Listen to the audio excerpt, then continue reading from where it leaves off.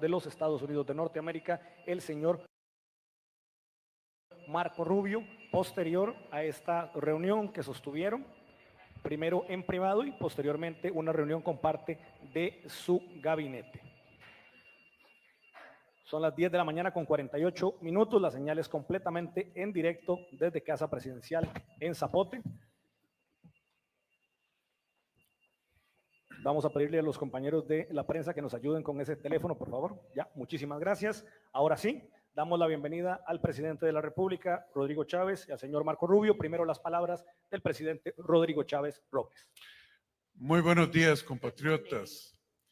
Esta muy feliz ocasión de la visita On this very happy del jefe de las Relaciones where Exteriores we receive de this visit el from principal aliado de the Costa Rica en Secretary el of mundo, State of Costa Rica's main se ve ally in the opacada en world este momento al haberse is hecho pública la currently muerte de el dulled oficial Gainer by Zamora the del death of organismo de official investigación judicial, quien Zamora fue from the legal cobardemente asesinado por investigation group who was miembros de cowardly los grupos slain criminales by que members estamos of the peleando criminal con toda organizations nuestra fuerza we y are con el apoyo de fighting los Estados with Unidos all de of our América. strength and with support from Mis the United condolencias States más of sentidas America. a la My familia deepest de don condolences Gainer, a su to señora Mr. esposa, Gainer's doña Susana. Creo que family, esto nos his debe wife, hacer Ms. Susana. reflexionar I believe de this por makes qué us nosotros en reflect este país why tenemos que we endurecer in nuestras this country leyes must contra el have sicariato, tighter el narcotráfico y el narcotráfico laws internacional. against paid No es assassins, un tema drug de darle trafficking, and más international o drug gastar trafficking. más It's not a dinero, matter of giving es un more or tema spending de more money, but asegurarse rather que it's a matter of quienes ensuring son peligros that para la those sociedad who are a threat sean to our puestos en la society cárcel y are se sent to jail and make sure they remain there. On a different note, it is a great honor on a personal level, Mr. Secretary, to receive this visit from such a high level official from our main ally, the United States of America, Mr. Marco Rubio. I believe the relationship between both countries is strong, where we agree on what we want for our respective people. We want prosperity, we want peace, we want law and order. We want our states and our societies to be prosperous, where people have the right to be happy and pursue their own happiness. And that is why we have had this historical relationship with the United States. During this visit, we were able to outline our ongoing cooperation roadmap with this new administration, and I believe that we reached significant agreements around illegal immigration. We understand that Costa Rica is one of the most prosperous countries in Latin America, and it is a destination for migration. We also understand that we need to strengthen our fight against international organized crime, which is something that Mr. Secretary has very generously offered to continue helping with and help us with the waivers to that freeze aid in that area for our country.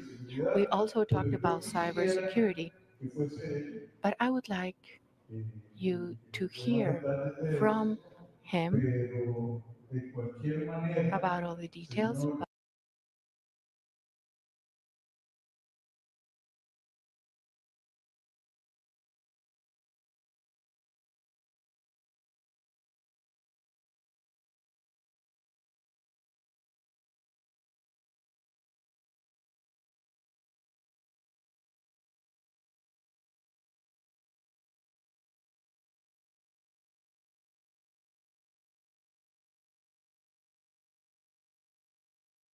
But nonetheless, Mrs. Secretary, it's an honor, it's a pleasure, and I believe that we have paved the way for uh, a joint work based on shared values, interests, and hopes.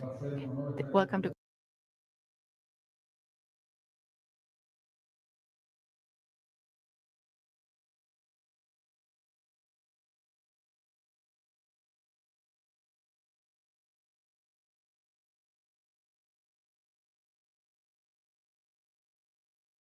Costa Rica. Thank you, Mr. President. Thank you for being here. Thank you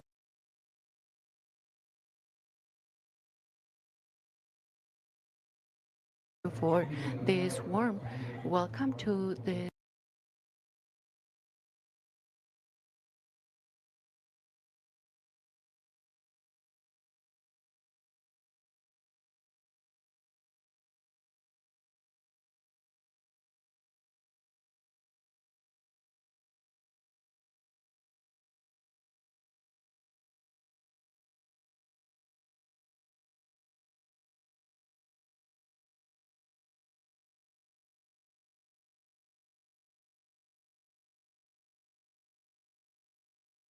this warm country that's an ally with the United States, where we have a lot in common. We have shared history, values, and people. A lot of American people have decided to move to Costa Rica and live here, and I believe that that's because of the stability and security that this country has to offer.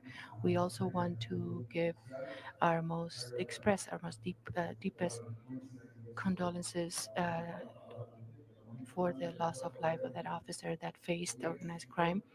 And the most sacred thing that a government can offer to the society is security. We have talked about common ground today. First of all, we talked about 5G and the importance of having cybersecurity. All of the technologies that will advance the economies in this century will be based on telecommunication and technology. And you have been very kind because you will not allow companies that pose a threat to national security or economic security and to and when you take a stand against companies like that, there's consequences, there's threats, there's blackmailing, and there's attempts to infiltrate uh, different government agencies. And you have had a staunch position on that, and we will continue to work and help with that. Because this is an issue, cybersecurity, that we also face in the United States. In this country, they have over 100 million cyber attacks a year. That is unacceptable. And we continue to build up on what we have so that we can face this foreign threat. Because this threat is used to compromise your system and threaten the state and its economy. This is something that we need to discuss and we will cooperate on. Unfortunately, when there's efforts like these, there are individuals in power and in certain agencies that are willing, for different reasons, to support that which is contrary to the interest of the state and its people. So we will work together to see what kind of consequences we will impose when something like that happens, and to see how we can help you to punish this attitude by high ranking uh, government officials that are not working for the good of their national interests. So anything that we can do to help in that, we will. In terms of national security, we have the threat of these drug terrorist groups that use your country because of your geographic location as a transit point, with all the problems that come with that. So we will collaborate with you. We will investigate to see how we can involve the DEA and the FBI from the United States working under your security teams here so that they can investigate cases that are around drugs that are to be sent to the United States and other places. But this is work that we are gonna build on. I would like to congratulate you. I was here only once before in 2017 for the first time when that problem was just starting to surface. And you have done a commendable effort to face that, so we will support you 100%. And finally, in terms of migration, you are a country that is not only used for transit but destination as well, because this is an advanced economy where there is job opportunities and a lot of people want to stay. But you have also seen that there has been an attempt to come through your borders migration that are from different continents, like in continents such as Africa. And these people may have ties to terrorism, but they were en route to the United States.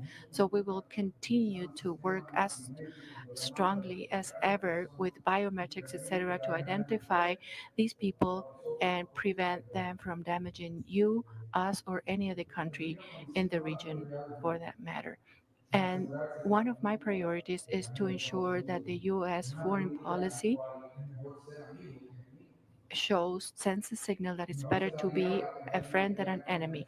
It's better to be an ally than a troublemaker. And unfortunately, this has not been the case in the past, in several administrations in the past. And this is a complaint that I heard time after time, well, my time in the Senate, that sometimes it's better to be the United States enemy than friend, because if you are your friend, you're overlooked and ignored and even criticized. But if you are an enemy, they want to come up with some arrangement, negotiate, and we cannot have a foreign policy that rewards those who wants to harm us and ignore those who cooperate with us.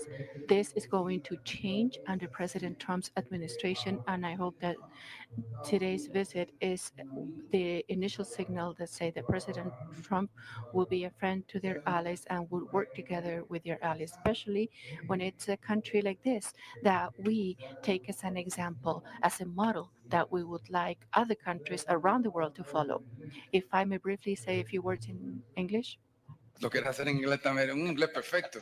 He speaks perfect English, by the way. Briefly, it's important to be here in Costa Rica. It's a country that I believe is a model for what we want to see other countries in the region become, and frankly, the world.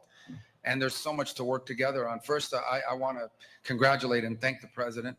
They've been very firm on the security of their 5G system, on only allowing trusted vendors to bid on it. It's important. 5G is going to be critical technology for the development of all of the industries that are going to drive the 21st century. But it has to be secure. And when you confront companies that are not secure, they're backed by governments like the government of China that likes to threaten, that likes to sabotage, that likes to use economic coercion to punish you. And they've been very firm, and I think they deserve a lot of support in confronting that and in carrying out a process of responsibly bringing 5G, which is going to be essential to future economic development. This is a country that's also facing a cybersecurity issue. It's very serious. 110 million cyber attacks a year. For a country of this size, it's extraordinary. And they have faced it very bravely. We're going to continue to work on what we're already doing together to help them secure their telecommunication systems and more broadly against cyber attacks. I think it's also important to understand that oftentimes, unfortunately, when you confront elements such as these, there are efforts to undermine your institutions by individuals in the government that should be working in the national interests, but instead have found, for some reason, to become complicit with malign actors. And so we're going to try to work in cooperation with you to impose costs on those within the country who use their positions of authority to undermine the interests of the people of Costa Rica and in favor of a malign foreign actor. And the issue of narco traffickers, this is not a country that produces drugs because of geography. It is a place where people, these elements try to traffic drugs. And you've done extraordinary work in preventing those drugs from getting out. And we're going to continue to work with you on providing the technologies that these waivers are about today to prevent the exportation of drugs. But when you confront these groups, they become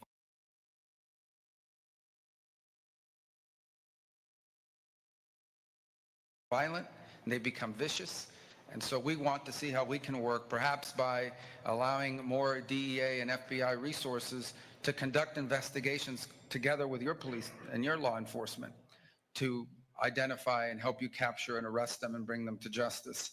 And last but not least, on the issue of migration, which is a catastrophe, mass migration. Costa Rica is not a source of migration, but it is a route that's used for migration. Because it's an advanced economy, unlike many of the other countries along the migratory route, some decide to stay, and you've done that at great cost, especially due to the instability in Nicaragua, where so many have left to flee that, but the cost, 20% of the population at this point here is from another country, and I know it's been extraordinary. But the one area we've really worked very closely on is biometric data sharing. We want to build on that because